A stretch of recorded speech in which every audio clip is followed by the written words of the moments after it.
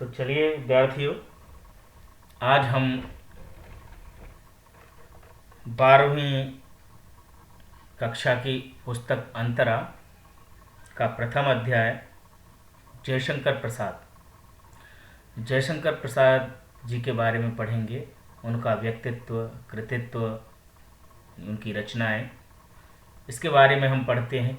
लेखक परिचय, कवि परिचय हम जानते हैं। तो जयशंकर प्रसाद का जन्म सन 1889 में काशी में हुआ था। यहाँ ऊपर दिया भी है, उनका जन्म हुआ था 1889 में और मृत्यु हुई थी 1937 में। तो काशी में उनका जन्म हुआ था, एक सोंगनी साहू परिवार में, और वे विद्यालयी शिक्षा केवल 8वीं कक्षा तक प्राप्त कर सके। यानी कि जो विधिवत शिक्षा है वो उन्होंने 8वीं कक्षा तक ही प्राप्त की, जो औपचारिक शिक्षा जिसको हम कहते हैं। जैसे कबीरदास थे, उन्होंने कहीं विधिवत शिक्षा नहीं ली थी, पर यहाँ पर जो जयशंकर प्रसाद हैं उन्होंने सिर्फ और सिर्फ 8वीं कक्षा तक विधिवत शिक्षा प्राप्त की। सूर्यकांत त्रिपाठी निराला 9वीं कक्षा तक उन्होंने शिक्षा प्राप्त की थी, किंतु स्वाध्याय द्वारा उन्होंने संस्कृत, पाली पाली भाषा का नाम है, उर्दू और अंग्रेजी भाषाओं तथा साहित्य का गहन अध्ययन किया। क्या ये कोई उम्मीद कर सकता है, ये कोई कल्पना नहीं कर सकता कि 8वीं कक्षा तक जिन्होंने शिक्षा प्राप्त की हो और वो इतने बड़े विद्वान, यानी कि जिनको संस्कृत का भी, पाली का भी, उर्दू और अंग्रेजी भाषाओं का भी ज्ञान था उन्हें, और जिन पर अनुसंधान चल रहे हैं, जिन पर पीएचडी की जा रही है। कबीर तो कुछ भी नहीं पढ़े थे, उन्होंने तो विधिवत कहीं शिक्षा भी नहीं ली थी, सिर्फ पर्यटन से और उससे ली थी। तो ऐसा नहीं कि विद्यालय में पढ़ कर के ही शिक्षा ली जाती है, अनौपचारिक शिक्षा भी होती है। सिर्फ औपचारिक शिक्षा भी नहीं, विद्यार्जन करना, स्वाध्याय द्वारा योग्यता विस्तार करना। तो देखें कि विद्यालयी शिक्षा उन्होंने केवल 8वीं कक्षा तक प्राप्त की, और स्वाध्याय द्वारा यानी कि स्वाध्ययन द्वारा, सेल्फ स्टडी द्वारा उन्होंने संस्कृत, पाली एक भाषा होती है जहाँ से संस्कृत की उत्पत्ति हुई, क्योंकि सबसे पहले जो भाषा थी वो पाली ही थी। पाली, प्राकृत और अपभ्रंश। सबसे पहले वैदिक संस्कृत थी, फिर संस्कृत हुई, संस्कृत के बाद फिर पाली, फिर प्राकृत, फिर अपभ्रंश, फिर हिंदी। तो ये पाली भाषा है, पाली भाषा। तो संस्कृत, पाली, उर्दू, अंग्रेजी भाषाओं तथा साहित्य का गहन अध्ययन किया। इतिहास, दर्शन, धर्मशास्त्र और पुरातत्व के वे प्रकांड विद्वान थे। इतिहास, दर्शन और धर्मशास्त्र भी उन्होंने पढ़ रखा था, और पुरातत्व के भी वे प्रकांड विद्वान थे। प्रसाद जी अत्यंत सौम्य, शांत एवं गंभीर प्रकृति के व्यक्ति थे। अत्यंत सौम्य थे, शांत भी थे और गंभीर थे। वे पर निंदा एवं आत्मस्तुति दोनों से सदा दूर रहते थे।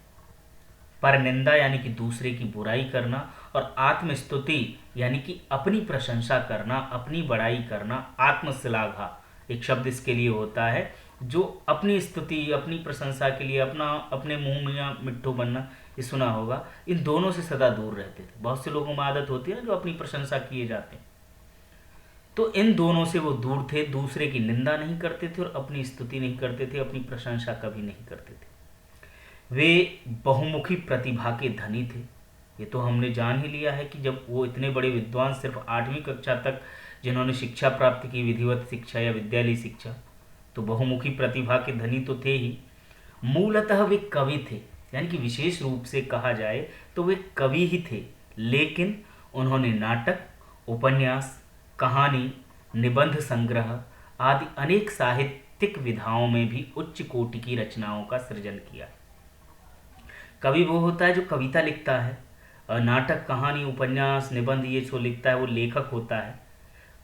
तो वो मूलतः तो कवि थे, पर उन्होंने ये भी लिखा है, यानी कि उपन्यास भी लिखे हैं, कहानियां भी लिखी हैं, निबंध भी लिखे हैं, और उच्च कोटि की रचनाएं हैं। उच्च कोटि की मतलब जो अच्छी श्रेणी में गिनी जाती है, ऐसी नहीं कि चलती फिरती रचनाएं उन्होंने लिख दी। प्रसाद साहित्य में राष्ट्रीय जागरण का स्वर प्रमुख है। प्रसाद वैसे छायावादी कवियों में गिने जाते हैं। छायावाद के जो प्रमुख स्तंभ माने जाते हैं वो चार माने जाते हैं, जिसमें जयशंकर प्रसाद, सुमित्रानंदन पंत, महादेवी वर्मा और सूर्यकांत त्रिपाठी निराला। चार जो हैं ये छायावाद के प्रमुख स्तंभ माने जाते हैं, छायावादी कवि माने जाते हैं। पर छायावादी कवि होने के बावजूद भी प्रसाद के साहित्य में राष्ट्रीय जागरण का स्वर है। राष्ट्रीय जागरण यानी कि राष्ट्र को जगाने का कार्य करना, राष्ट्र के लोगों को देशभक्ति की भावना से प्रेरित करना, तो उनकी रचनाओं में है। संपूर्ण साहित्य में, विशेषकर नाटकों में, प्राचीन भारतीय संस्कृति के गौरव के माध्यम से प्रसाद जी ने यह काम किया है। संपूर्ण साहित्य उन्होंने जितना भी लिखा है उसमें से विशेषकर नाटक, यानी कि वैसे तो जो भी उन्होंने लिखा, अभी यहाँ पढ़ेंगे कार्नेलिया का गीत भी पढ़ेंगे, तो उसमें क्या है, भारत की महिमा का वर्णन है, तो थोड़ी देशभक्ति राष्ट्रीय भावना तो जागती है कि हमारा जो देश है, भारत है, वो किस तरह का है। तो उन्होंने नाटकों में भी, उपन्यासों में भी, कविताओं में भी भारत की विशेषता का वर्णन किया है, जिसमें राष्ट्रीय जागरण की भावना है, राष्ट्रीयता का स्वर है। तो वो कह रहे हैं कि विशेषकर नाटकों में प्राचीन भारतीय संस्कृति के गौरव के माध्यम से प्रसाद जी ने यह काम किया है। भारतीय संस्कृति के गौरव, यानी कि गौरव इसका कैसा रहा है, यानी कि हम अपने आप को गौरवान्वित महसूस कर सकते हैं। सोने की चिड़िया ऐसे ही थोड़ी ना कहा जाता था भारत को, कुछ था इसमें। तभी तो और कवियों ने भी कहा है कि बल में अकल में भूमंडल में चमका कभी सितारा था, और गुरु मान पूजा भारत को विद्या का भंडारा था। और देश भी यहाँ पढ़ने आते थे, नालंदा तक्षशिला यहाँ विश्वविद्यालय थे, कि अमेरिका, जापान, चीन यहाँ विद्या पढ़ने आते थे, और मेरे देश के ऋषियों के चरणों में शीश झुकाते थे। बाकी जो हम आज बाहर पढ़ने जाते हैं, पहले मेरे देश में आकर के पढ़ते थे। तो ये भारतीय संस्कृति का गौरव रहा है, और ये भारतीय संस्कृति को जो उजागर किया है वो प्रसाद जी ने अपने साहित्य के माध्यम से किया है, जिनमें विशेषकर नाटक रहे हैं।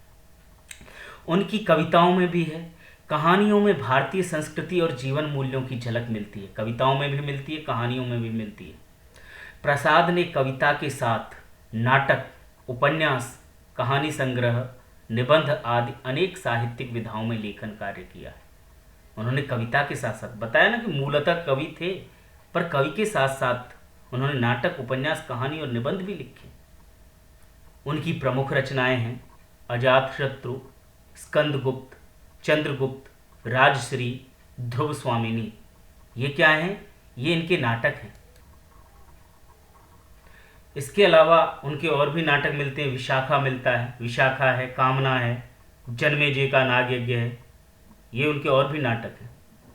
कंकाल, तितली और इरावती उनके उपन्यास हैं। इरावती जो उपन्यास था वो उनका अपूर्ण उपन्यास था, यानी कि अपूर्ण रह गया, उनकी मृत्यु हो गई थी, तो इसको वो अपूर्ण छोड़ करके गए थे। आंधी, इंद्रजाल, छाया, प्रतिध्वनि और आकाशदीप, ये इनकी कहानी संग्रह हैं। आंधी, इंद्रजाल, छाया, प्रतिध्वनि और आकाशदीप। काव्य और कला तथा अन्य निबंध, ये उनके निबंध संग्रह हैं। झरना, आंसू, लहर, कामायनी, कानन कुसुम और प्रेम पथिक इनकी रचनाएं हैं। और कविताएं, काव्य रचनाएं हैं जिनमें महाराणा का महत्व भी है, और भी तो जो प्रसाद थे, जयशंकर प्रसाद, उनको हम पहले भी पढ़ चुके हैं। 10वीं कक्षा में हमने आत्मकथ्य पढ़ा था उनका। तो यहाँ पर जो कवि का व्यक्तित्व और कृतित्व आता है, उनकी रचनाओं को विशेषकर ध्यान से पढ़ा जाता है, क्योंकि 5 अंक का प्रश्न पूछा जाता है व्यक्तित्व और कृतित्व से। उनका व्यक्तित्व मतलब उनका जन्म है, मृत्यु है, उनके व्यक्तित्व के बारे में। कृतित्व मतलब रचनाएं हैं, क्या उन्होंने किया। इस तरह से प्रश्न पूछा जाता है 5 अंक का किसी भी कवि का। तो ये लेखक के बारे में परिचय था। तो यहाँ हम जयशंकर प्रसाद की 2 कविताओं के बारे में पढ़ेंगे। यहाँ पर 2 कविताएं हैं और जो कविता हैं वो उनके दोनों नाटकों से ली गई हैं। और नाटक क्या है कि एक यहाँ पर देवसेना का गीत है जो स्कंदगुप्त नाटक से लिया गया है, देवसेना का गीत, जिसका हमने सस्वर वाचन भी किया था। देवसेना का गीत है जो स्कंदगुप्त उनके नाटक से लिया गया है। और दूसरी यहाँ पर कविता है जो चंद्रगुप्त नाटक से लिया गया है, कार्नेलिया का गीत। कार्नेलिया सिकंदर के सेनापति सेल्यूकस की बेटी थी, तो उसके द्वारा भारत की महिमा का वर्णन किया गया है, भारत की महत्ता का वर्णन किया गया है। तो ये 2 कविताएं हैं, एक देवसेना का गीत और कार्नेलिया का गीत। इसे हम अगली कक्षा में पढ़ेंगे। अगली कक्षा मतलब कल की क्लास में पढ़ेंगे, अगले वीडियो में पढ़ेंगे। आज के लिए इतना है।